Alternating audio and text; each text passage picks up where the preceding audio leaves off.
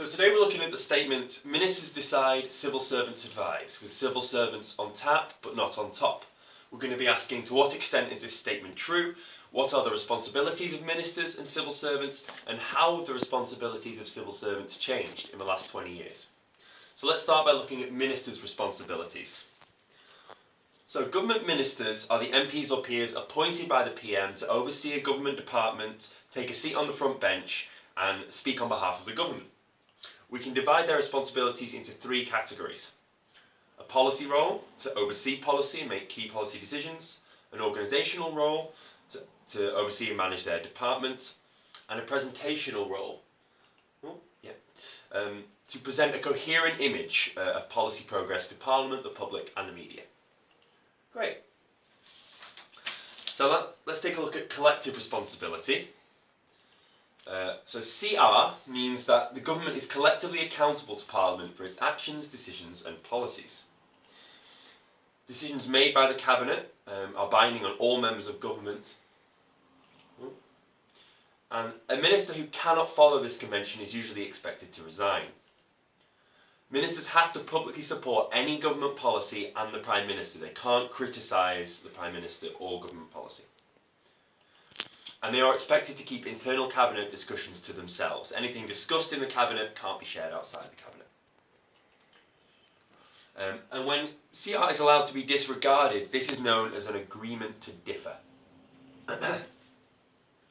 So moving on. How effective is collective responsibility? It's unusual to hear a sitting Cabinet Minister criticise the government or the PM in the media. Internal Cabinet disagreements are rarely publicly expressed, but unfortunately since 2016, because of Brexit, there have been many resignations and many ministers that resign and then immediately criticise government policy or criticise the Prime Minister. There's also been press leaks used to subvert CR and reveal information about Cabinet discussions to the media. This has happened twice. Theresa May's had to crack down on this in the Prime Ministership. David Cameron's agreement to differ, allowing other ministers to campaign to leave the EU when he was campaigning for Remain, this has created a huge rift in the Conservative Party, and because of that, CR is being undermined even today. Though it is being undermined, ministers do tend to resign before they're critical of Theresa May or critical of government policy, so this shows it is working somewhat. Moving on, let's take a look at individual ministerial responsibility, or IMR.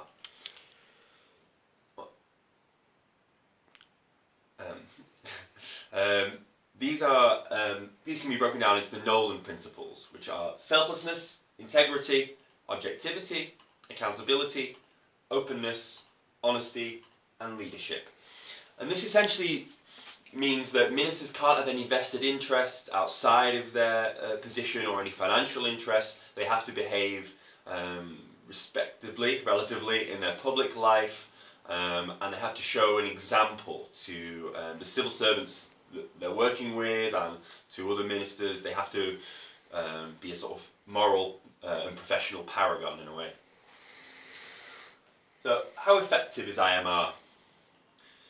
Generally speaking, most ministers do behave with dignity and respect their position, and the majority of ministers do adhere to the Nolan principles and keep their personal and private lives separate from their work. However, scandals have rocked governments for centuries. One of the most recent is the 2017 sexual harassment scandal, which forced 2 ministers to resign. And another is the April 2018 property investment scandal and breaching of anti-money laundering law. This clearly broke IMR, so Jeremy Hunt, and he clearly broke IMR because he had vested interests outside of his position, but he continues to be Foreign Secretary, which shows there's a clear failure there. Similar to CR, IMR tends to function well enough that most ministers that break it resign, but unfortunately this isn't always the case.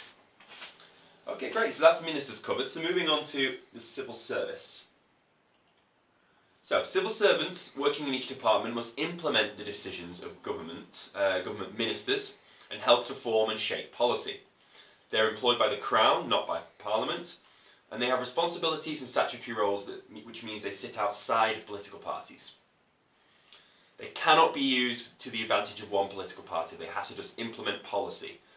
They're non-partisan.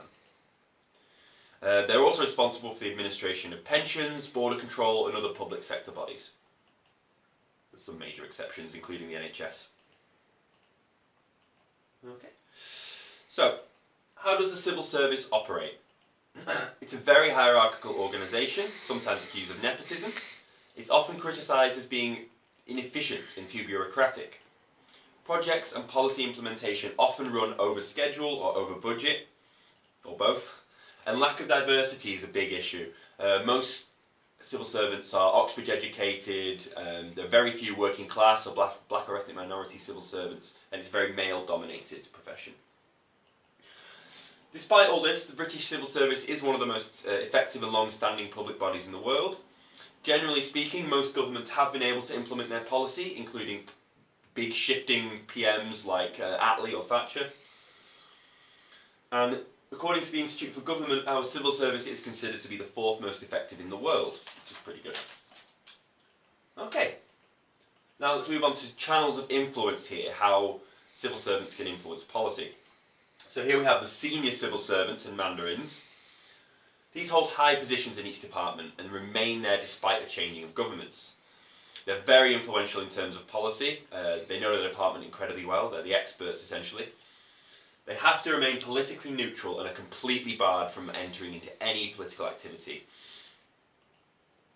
Some analysts are concerned that mandarins do wield a great deal of power over their department because they can alter, delay, or change policy using their expert advice to shape the narrative. The hierarchy and lack of diversity in these positions can lead to a status quo mentality that is resistant to change. And if a minister is too busy to oversee a policy project, then mandarins can often end up as de facto leaders on policy, just because they know the most, essentially. Okay, let's take another look at another channel of influence here. So these are the special advisors, or SPADs.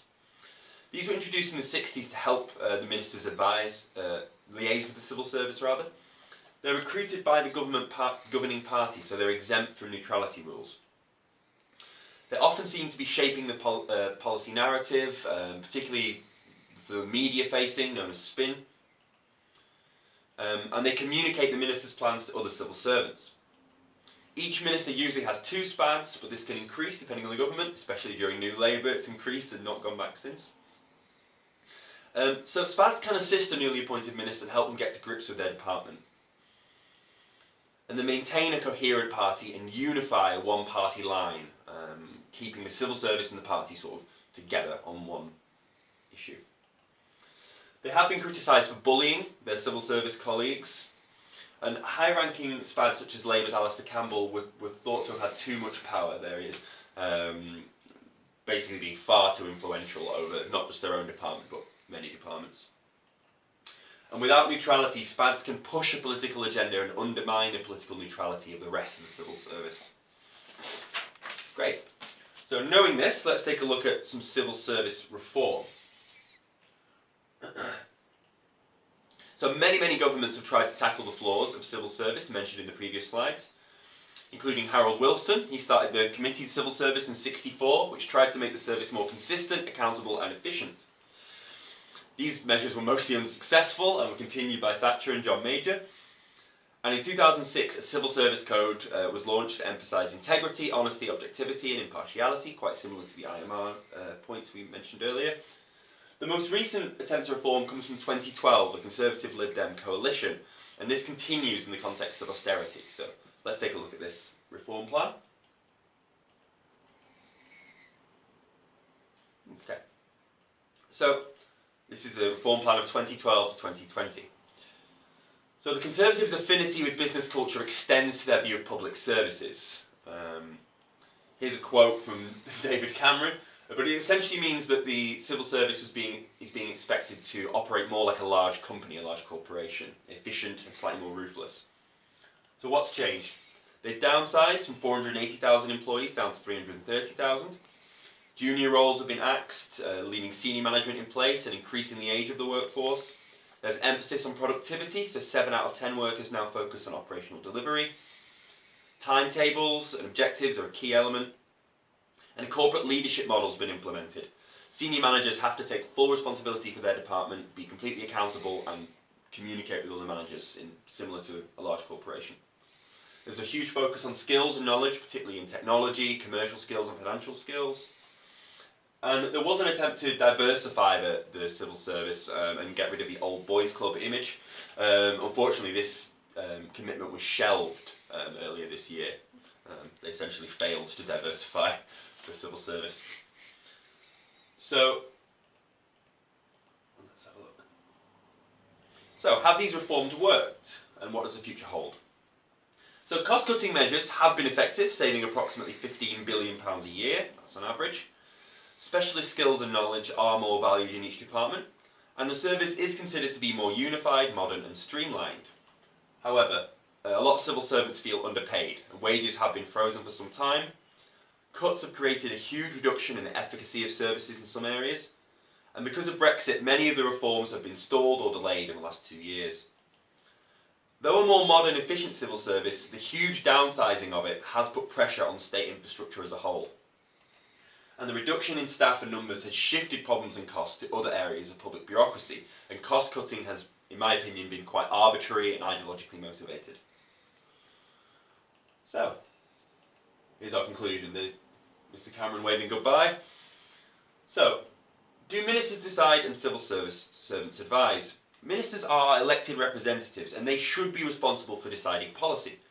They do still have a large role to play in policy formation. But the role of their SPADs should not be underestimated, as these advisors can sometimes be extremely powerful figures that shape policy. And the dynamics of the minister-civil servant relationship is often complex and reciprocal.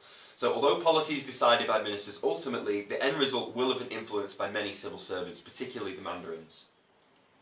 And are civil servants on tap but not on top? So the downsizing of the civil service has resulted in a focus on specialisation and increased responsibility for mandarins. Ministers can be overworked and have to drive policy forwards, but they may defer some decision making to increasingly valuable expert civil servants.